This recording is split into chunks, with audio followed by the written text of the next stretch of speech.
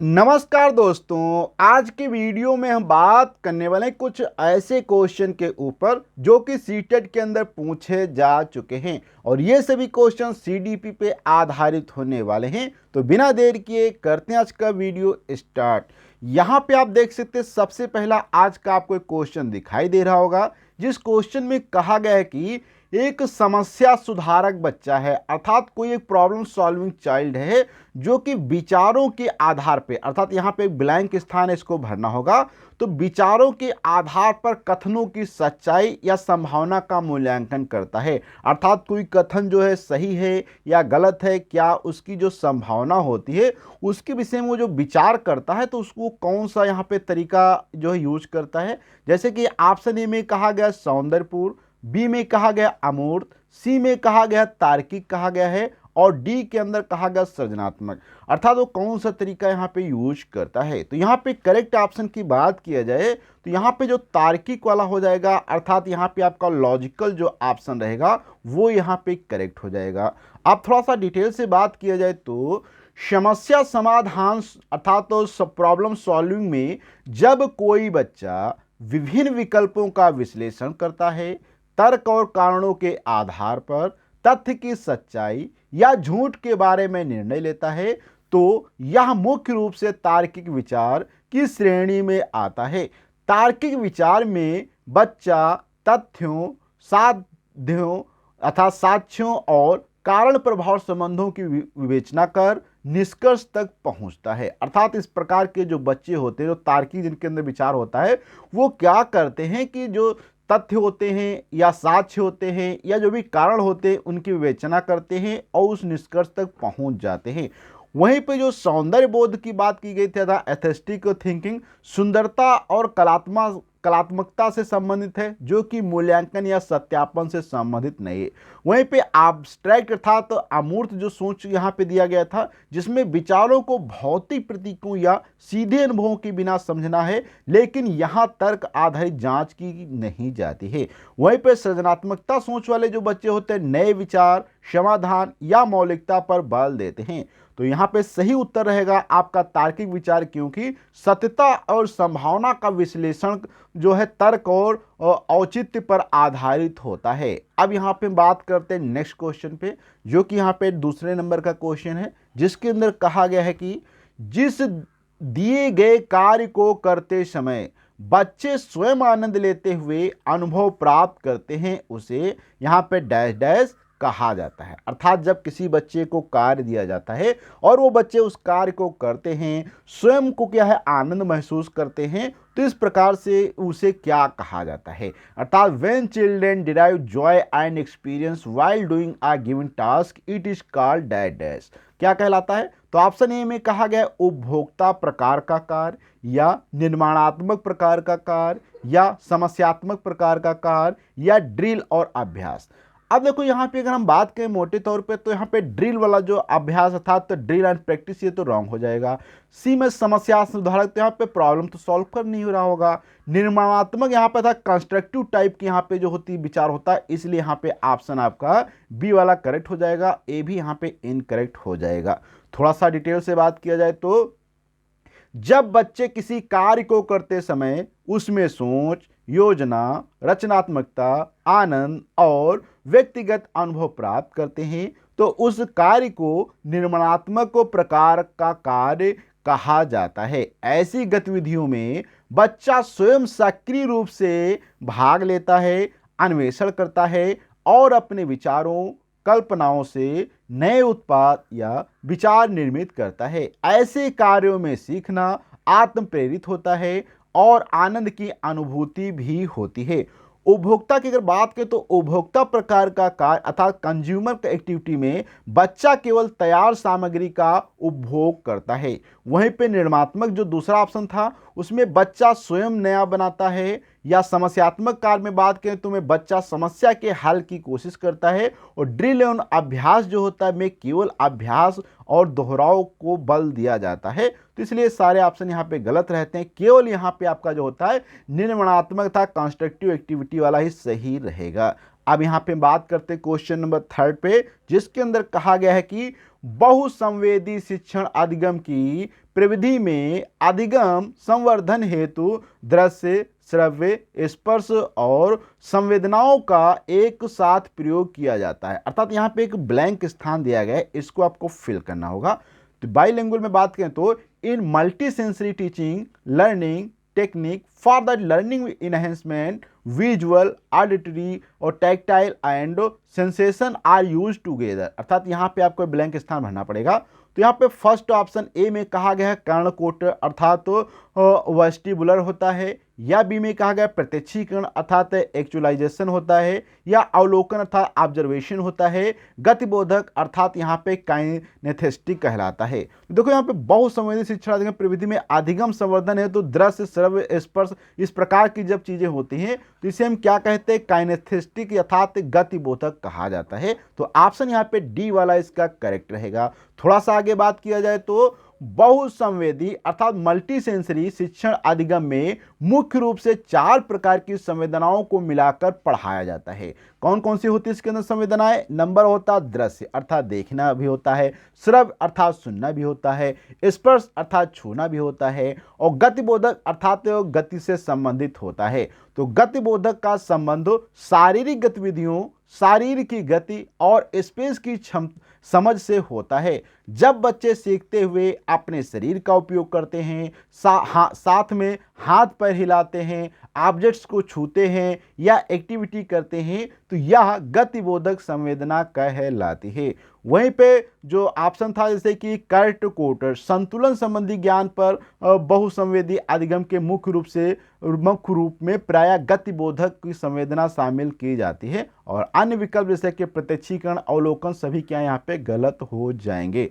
अब यहाँ पे हम बात करते क्वेश्चन नंबर 4 पे, जिसके अंदर कहा गया है कि शरीर के केंद्रीय भाग से परिधियों या अंगों की ओर का विकास दर्शाता है। अर्थात शरीर के अर्थात अंदर से बाहर की तरफ जब विकास होता है तो क्या कहलाता है? इंग्लिश में बात करें तो development from the central part of the body toward the peripheral limbs क्या कहलाता है? तो ऑप्शन ए में कहा गया विकेंद्रीकृत विकास के सिद्धांत को, या मध्य बाहु विकास के सिद्धांत को, या सोपानी विकास के सिद्धांत को, या विकर्णी विकास के सिद्धांत को। तो यहाँ पे देखेंगे मध्य बाहु विकास के सिद्धांत को अर्थात principle of proximo digital development को क्या करता है, रिप्रेजेंट करता है। थोड़ा सा डिटेल से बात किया जाए तो मानव विकास में शरीर के केंद्रीय भाग जैसे कि धड़ से बाहरी अंगों या परिधियों की ओर विकास होने की प्रक्रिया को मध्य बाहु विकास अर्थात प्रॉक्सिमो डिजिटल डेवलपमेंट कहते हैं। इसका अर्थ है कि सबसे पहले केंद्र का विकास होता है, फिर बाहुओं, फिर हाथों, पैरों और उंगलियों का क्रमिक विकास होता है। यह सिद्धांत शारीरिक तथा मोटर कौशल विकास में मुख्य रूप से देखा जाता है। विकेंद्रीकरण की बात करें तो विकेंद्रीकृत विकास सटीक उत्तर नहीं है। वहीं पे सोपानीय विकास अर्थात स्टेप वाइज डेवलपमेंट में विकास क्रमबद्ध होता है, लेकिन यहाँ केंद्र से बाहर की ओर विकास का संदर्भ नहीं है। वहीं पे विकर्णी विकास में बात करें तो का तात्पर्य केंद्र से दूर फैलने पर सही वैज्ञानिक शब्द मध्य बाहु विकास है। तो बहुत ही अच्छा क्वेश्चन था। अब यहाँ पे हम बात करते हैं क्वेश्चन नंबर 5 पे, जिसके अंदर कहा गया है कि स्कूल बच्चों के सामाजिकरण की एक ऐसी संस्था है जहां प्रमुख स्थान स्कूल की दिनचर्या का होता है, प्रमुख स्थान स्कूल की गतिविधियों का होता है, प्रमुख स्थान स्कूल के शिक्षकों का होता है, प्रमुख स्थान स्कूल के बच्चों का होता है। अर्थात किसका होता है? तो यहाँ पे बात किया जाए तो इंग्लिश में तो social is an institution of the children socialization where, तो क्या होगा? तो यहाँ पे ऑप्शन आपका ये डी वाला रहेगा करेक्ट। अर्थात प्रमुख स्थान स्कूल के बच्चों का होता है, अर्थात स्कूल बच्चों के सामाजिकरण की एक ऐसी संस्था है जहां प्रमुख स्थान स्कूल के बच्चों का होता है। अब हम यहाँ पे बात करते हैं इसका डिटेल से एक्सप्लेनेशन। तो सामाजिकरण का अर्थ है बच्चों को समाज के नियमों, व्यवहारों और मूल्यों के अनुरूप ढालना। स्कूल वह संस्था है जहां बच्चों के लिए सबसे अधिक अवसर दिए जाते हैं कि वे दूसरे बच्चों के साथ समूह में रहकर विविध गतिविधियों में भाग लेकर सामाजिक गुण सीखें। इस प्रक्रिया में स्कूल की प्रमुखता बच्चों को दी जाती है क्योंकि उनके अनुभव, सहभागिता और विकास ही स्कूली सामाजिकरण का केंद्र बिंदु होते हैं। सही उत्तर इसलिए हमारे यहाँ पे डी रहेगा। बच्चों की उपस्थिति, उनकी सहभागिता और अनुभव सामाजिक विकास में सबसे महत्वपूर्ण होते हैं। स्कूल के नियम हों, शिक्षक हैं, दिनचर्या है, सब बच्चों के अनुचित विकास का सामाजिकता को बढ़ाने के लिए होते हैं। समुचित सामाजिकरण के लिए बच्चों का केंद्र में होना आवश्यक होता है।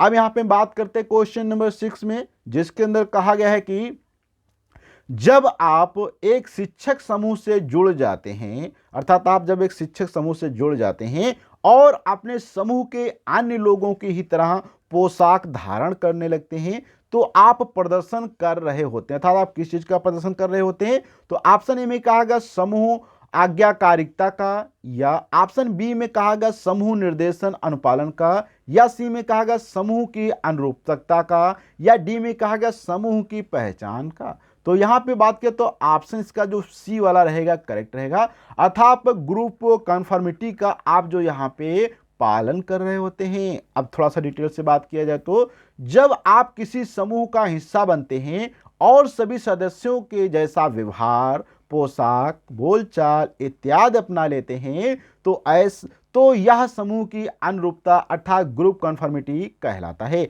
अनुरूपता का अर्थ है कि अपने व्यवहार, वेशभूषा व सोच के समूह के अन्य सदस्यों के अनुरूप बनाना, ताकि समूह में स्वागत और स्वीकार्यता मिल सके। यह समूह के सामाजिक दबाव या अपनत्व के कारण होता है।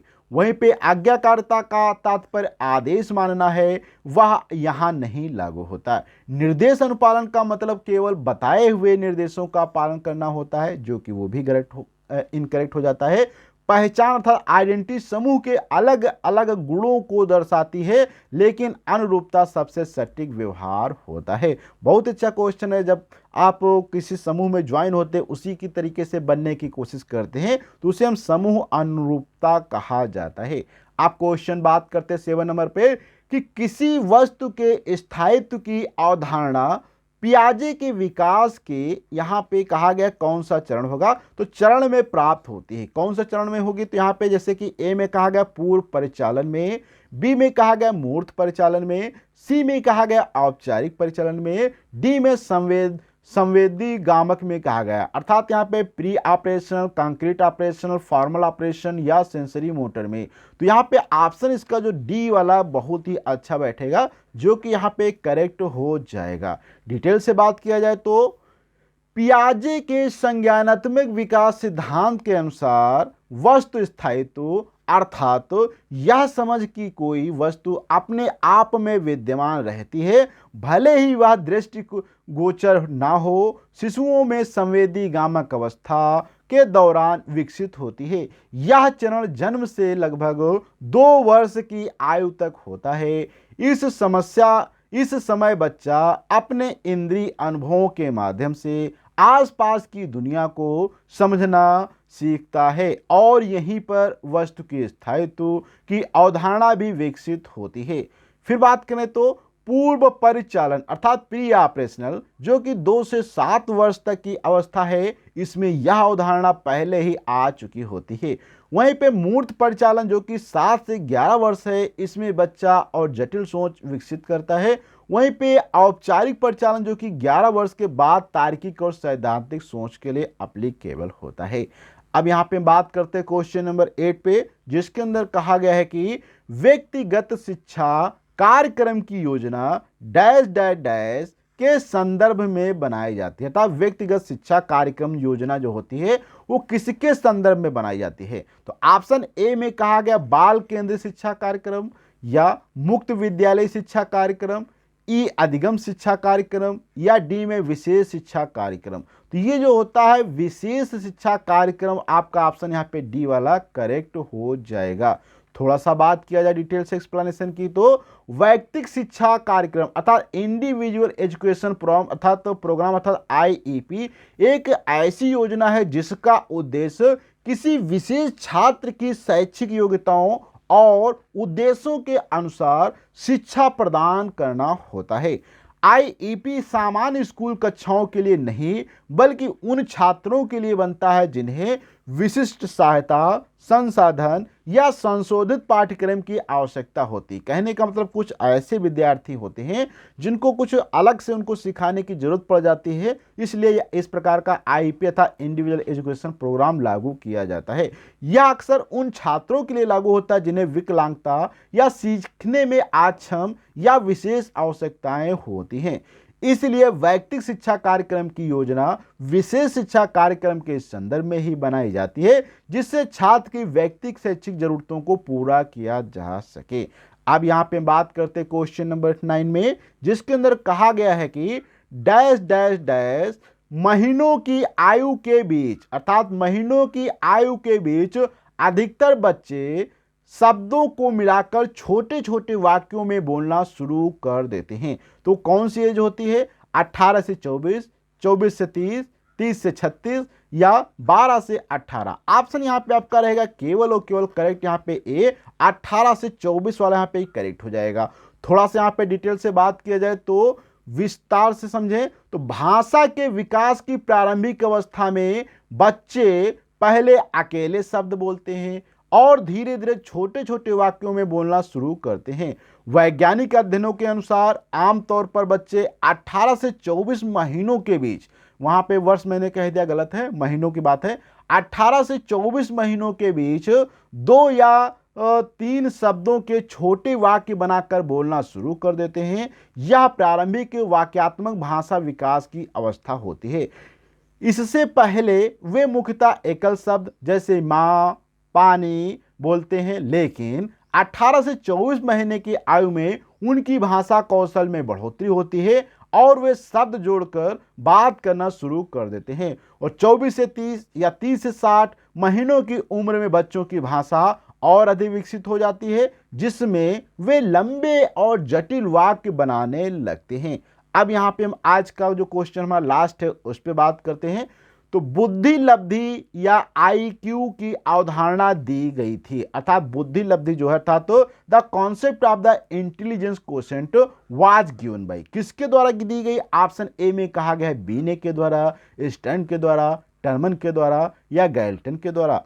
अब इस क्वेश्चन का जो भी करेक्ट ऑप्शन होगा आपको वीडियो के कमेंट बॉक्स में या आपको वीडियो के फीडबैक में आपको देना होगा, और जो भी इसका एक्सप्लेनेशन है वो भी आपको लिखना है। और अगर आप चाहते हैं देखना कि इसका क्या करेक्ट ऑप्शन है और क्या करेक्ट एक्सप्लेनेशन होगा, इसके लिए आपको वीडियो के नीचे डिस्क्रिप्शन बॉक्स या कमेंट बॉक्स में लिंक मिल जाएगी। वहां पे क्लिक करके आप डायरेक्ट इस वीडियो की पीडीएफ जो कि 12 नंबर पे मिल जाएगी उसको डाउनलोड करके आसानी से पढ़ सकते हैं। तो आज का वीडियो आपको कैसा लगा आपको प्लीज अपना फीडबैक देना है, और यदि अभी तक आपने इस चैनल को सब्सक्राइब नहीं किया तो प्लीज सब्सक्राइब कर लें, क्योंकि यहाँ पे आपको ऐसे ही कंटिन्यू वीडियो मिलते रहेंगे। तो अगले वीडियो मिलेंगे, जब तक के लिए धन्यवाद।